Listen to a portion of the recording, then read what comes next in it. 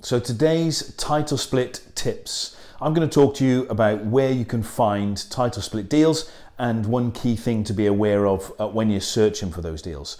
And then in tomorrow's clip about title splits, we're going to talk about the steps of the process so that we'll bring everything together in our final of the 3 parts video about title splits. So looking for where you'll find them, the last 3 title split deals I've done, I've found them all on Rightmove.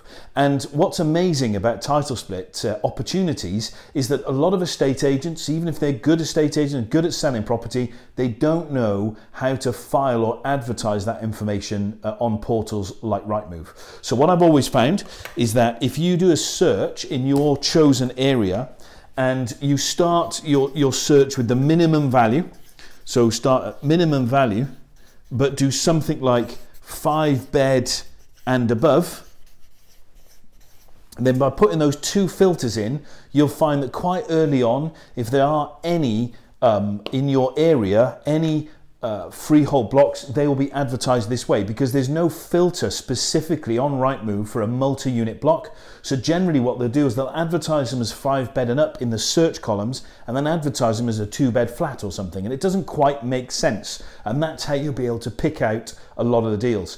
And fundamentally what we find, a lot of estate agents, particularly the commercial estate agents, if they've got title split opportunities, freehold blocks of flats on their books for sale, the mortgage broker that's in the back of the estate agency, for example, that individual will have a restricted panel. And on that panel, there won't be lenders like Kent Reliance under normal circumstances who will fund this type of thing. So quite often, they will expect them to be unmortgageable or difficult to mortgage. There'll be a negative aspect to it from their point of view, or a negative viewpoint, and that means they don't particularly push them very hard for sale. So if you're asking for them when you're talking to agents, or if you find them wrongly filed in Rightmove, that's a great way to find these particular deals.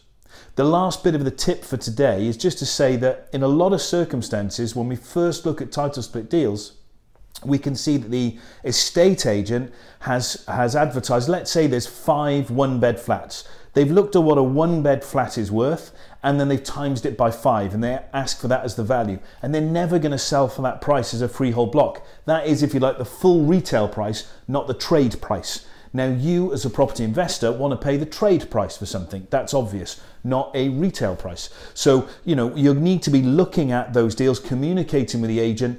Anything that is a freehold block should really be valued on a yield basis. So find out what the yield is in the area for a sort of typically tired, rundown multi-unit block. That's where you should be driving your value. So make sure that they're not trying to get the title split value on day one and that there is a genuine margin in there for the title split. But on Rightmove, that's where I found my last few deals. Great place to go to look for them, as well as talking to those corporate agents who, quite frankly, don't know what to do when they get a multi-unit block on one freehold title. Like I say, tomorrow we're going to go into a little bit of depth about the steps of the process to make it work. So that, like we said in the first video, if you're buying something that's worth $500,000 title split, you agree 400 grand purchase price, you could borrow in that example as much as 375 against that 400 grand purchase price.